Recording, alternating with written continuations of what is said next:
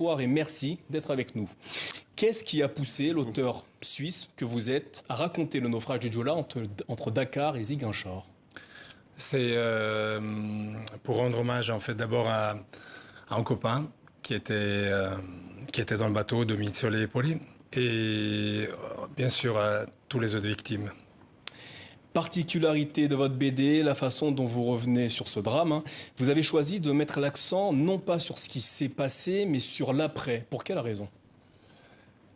J'arrivais pas à dessiner voilà, le bateau qui se retourne, les victimes, etc. Mais je voulais quelque chose en fait de plus doux, quelque chose en fait qui me permette en fait d'honorer en fait les personnes qui ont été victimes en fait de ça, en quelque sorte avec les crayons, les pinceaux, etc.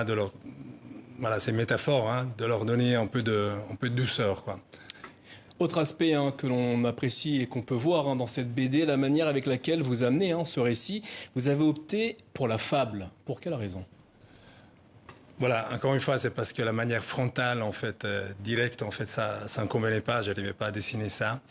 Et que la fable, en fait, ça me permettait aussi de toucher d'autres sujets, en fait, qui m'intéressaient, en fait, à travers le Joola, en fait. Était-ce une façon pour vous, hein, de tirer une moralité après cette tragédie? Alors,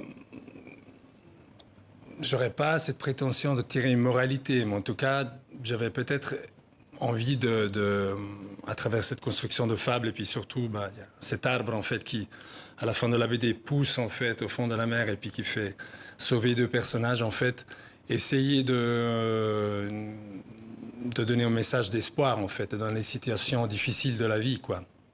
8 personnages rythment votre BD, le capitaine, le soldat, le rebelle et même Antigone. Parlez-nous de ce personnage Antigone. Qu'est-ce qu'il représente pour vous? Mon copain, donc Domitsole, pour est parti à Dakar en fait pour faire l'adaptation d'Antigone. Il en a construit la scénographie et c'était un hommage à lui en fait, ce personnage. Comment vous êtes venu, comment est-ce que vous avez fait, comment vous est venue l'idée, hein, de faire dialoguer ces personnages, un soldat qui s'adresse à un rebelle ou encore à ce personnage d'Antigone qui est un peu le personnage qui apporte une forme d'espoir dans ce récit? Ouais. C'est une très bonne question. C'était assez compliqué en fait de faire des personnages en fait qui représentent un petit peu dans le Sénégal en fait, la Casamance, Dakar, Ziguinchor, etc. Et puis Parce qu'à travers eux, il raconte également l'histoire du Sénégal. Tout à fait, oui. Alors effectivement, dans la bouche en fait des personnages, malgré le côté fable, j'avais envie qu'il y a quand même des informations en fait les plus véridiques en fait, les plus justes possibles. Et je dois remercier en fait le travail de Adrien Absolu, journaliste en fait et auteur des Disparus du Joola, et de la préface de l'album en fait qui m'a pas mal aidé à ça, à Patrice Auvray aussi, et pour qu'en fait il y ait une justesse en fait dans les dialogues. Est-ce qu'à travers ces 8 personnages, vous avez tenté d'une certaine façon de mettre le lecteur à la place des personnages que l'on retrouve au fond de cette BD? Alors j'espère que le lecteur il se met un peu à la place. Ouais, il y a la possibilité d'eux. Après, c'est comment on s'investit dans la lecture. Votre BD se conclut par le témoignage d'un survivant. Qui est-il et pourquoi lui avez-vous laissé en quelque sorte les mots de la fin? Alors, je l'ai mentionné avant, donc c'est Patrice Auvray.